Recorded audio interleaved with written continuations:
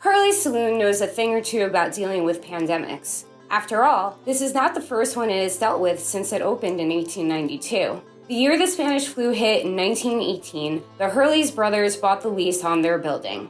Hurley's, like the rest of the restaurant industry, has been one of the hardest hit during COVID-19. As of this fall, more than 1,289 restaurants have closed in New York City. Nearly 64% of restaurant owners say they will close if they don't receive additional financial relief. We're waiting and praying for another round of PPP loans to assist us because right now we really don't know what we're going to do after January 1st. Paul Barbet, the owner of Hurley's Saloon, has been doing everything that New York has asked of him. But a bar that depends on a thriving Broadway and a Midtown scene is having a hard time making ends meet. COVID is a completely different animal. It's basically shut down Midtown. It's put a stop to all Broadway shows, theater, museums, tourist flights coming in, hotels. It's basically killed our industry right now. We're currently doing 8 to 9% of our normal sales. Hurley's rich history started in 1892 when three Irishmen, Daniel and Connie Hurley, along with their cousin Patrick Daly, opened the bar's first location at 1240 6th Avenue on the corner of 49th Street, which we now know today as the heart of Rockefeller Center.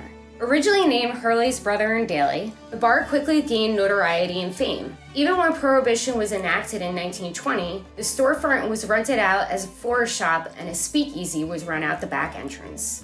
Back then, they had a 50-year lease.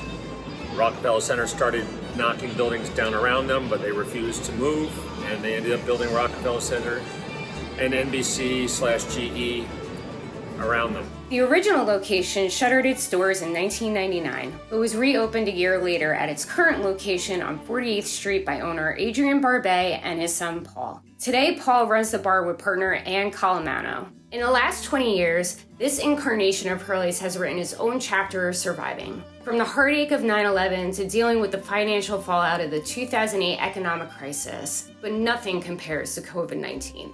I mean, that was bad back then, but this is worse, much worse. Because we still had people coming from Europe. You know, they were still traveling, but now that's really gone.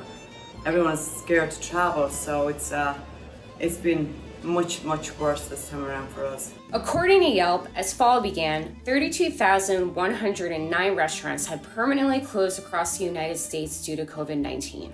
In a new audit released on October 1st by New York State Comptroller Thomas DiNapoli, a third to a half of all city bars and eateries could be closed permanently in the next 6 months, potentially taking 105,000 jobs with them. Barbet normally has a staff of 55 employees. He is now down to 7.